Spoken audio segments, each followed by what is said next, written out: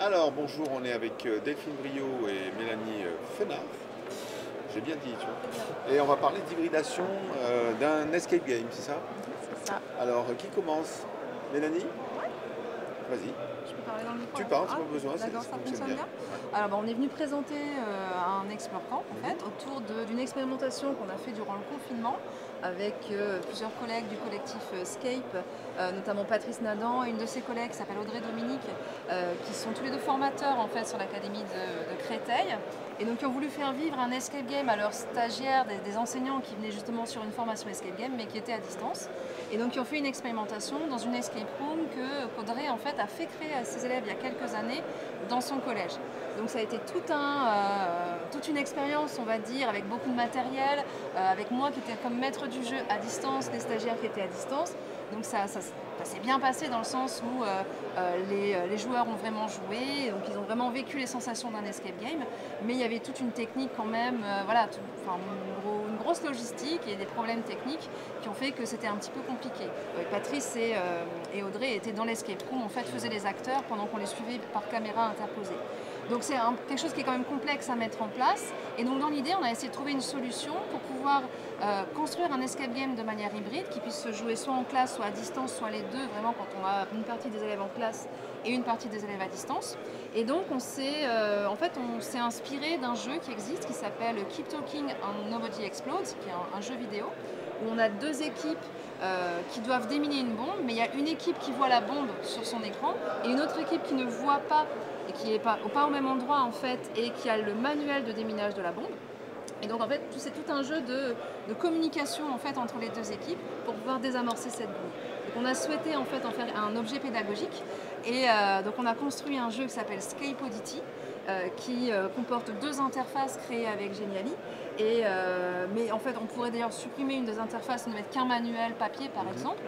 Et donc les deux équipes en fait doivent vraiment se décrire un certain nombre d'énigmes qui sont pour pouvoir entrer dans une station spatiale. On l'a mise dans l'univers de Survivor Mars en fait. Donc entrer dans une station spatiale, rétablir le dioxygène, rétablir la navigation, etc. Rentrer quelques codes. Et donc c'est tout un jeu vraiment de communication verbale extrêmement importante pour pouvoir, de manière un peu en ping-pong en fait, résoudre les différentes idées. Donc on travaille quoi exactement au niveau des élèves? Le verbal. Alors, pas que le verbal, mais c'est vraiment très très très basé sur le verbal, puisque les deux équipes ne voient pas l'interface de l'une de l'autre. Donc en fait c'est pour ça qu'on a appelé ça un blablascape en fait. C'est vraiment un escape game qui repose vraiment sur cette communication. Donc c'est super intéressant justement pour faire travailler la description par exemple, la communication entre des équipes distantes, pourquoi pas aussi pour faire travailler des compétences autour de l'oral, hein. On en parle au lycée. Alors on est que à l'oral, est-ce que ça peut fonctionner avec le chat par exemple aussi Ça pourrait fonctionner avec le chat. C'est un peu long peut-être. Alors le chat c'est moins efficace, hein. On l'a testé pendant justement l'expérience d'escape game hybride. Certains étaient déconnectés, n'arrivaient pas à communiquer oralement, donc ils communiquaient par le chat, mais c'était un peu compliqué pour eux justement de se faire entendre entre guillemets via le chat. Donc, mais ça pourrait tout à fait. Il faudrait qu'il y ait un régulateur qui pense à regarder le chat, sinon effectivement on c'est ça. Il faut toujours quand même un maître du jeu, mais c'est quand même pas évident. Dans le fil du jeu, s'il y a de l'oral en plus, à la rigueur si c'est que chat, du coup là oui peut-être. Mais s'il y a les deux, en fait, l'oral prend le dessus nécessairement. Donc pour l'enseignant, c'est quand même un gros boulot quand même tout ça. De création, oui c'est sûr, c'est un gros boulot de création, déjà d'imagination du scénario lui-même qui colle avec des objectifs pédagogiques.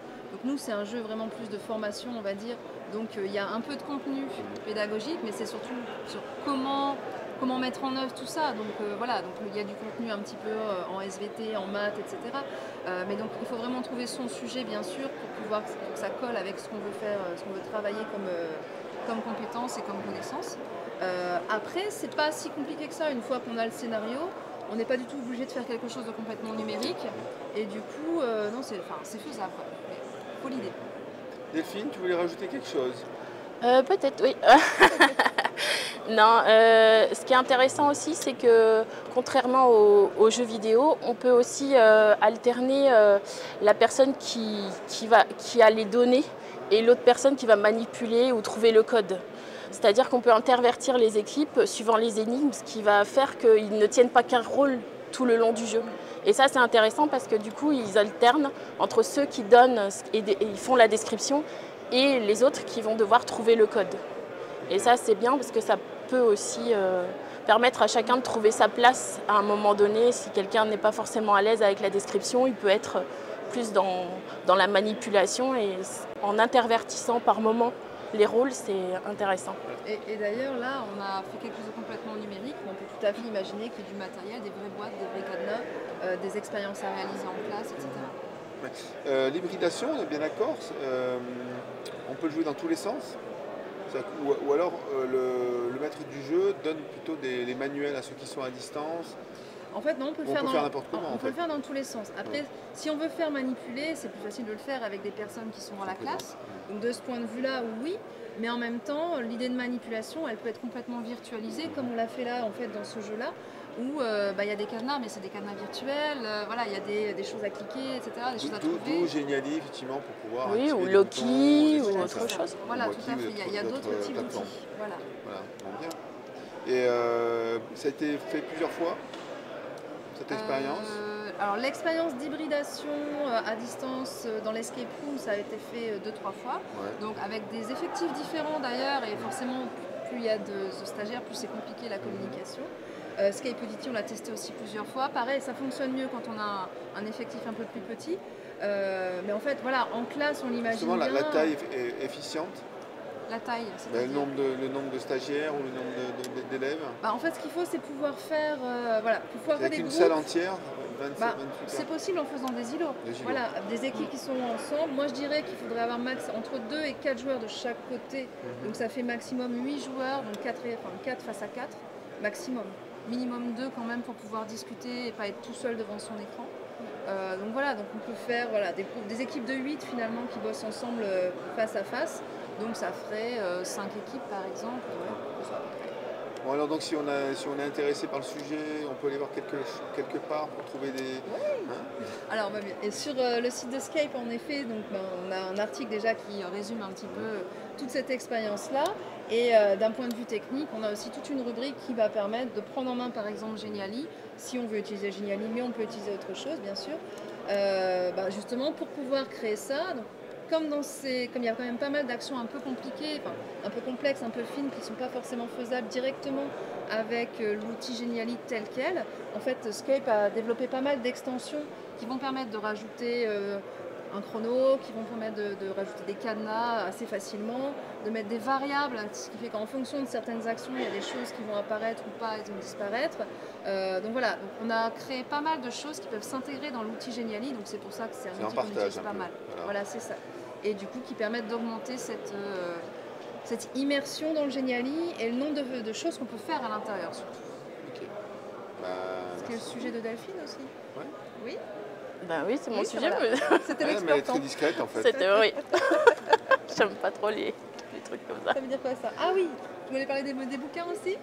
Ah oui, on a des livres. Alors juste pour dire aussi, en effet, pour parler, j'y pense pas toujours, voilà. Donc voilà, oui, donc ça c'est un ouvrage qu'on a écrit il y a en 2019 avec mes collègues Patrice Nadan et Anne Petit, donc autour des jeux d'évasion pédagogique. Donc c'est beaucoup autour des jeux réels, même si on parle un petit peu de tout ce qui est virtuel. Et la suite en fait paraîtra a priori en début d'année prochaine, et là on sera vraiment sur la partie virtuelle en fait des escape games en fait, tout ce qui est numérique. Et puis on vient de sortir aussi donc avec Patrice aussi et notre collègue Elodie Lahaye. Alors là c'est plus du jeu en fait, c'est un escape book dans lequel il y a 5 aventures à la recherche du mystère des 5 terres. Donc voilà. Donc, là c'est plus la partie loisir et pas du tout de numérique à l'intérieur par contre. Mais ce sont toujours des passionnés. Exactement. Ça, on adore. a fait le tour ? Ouais.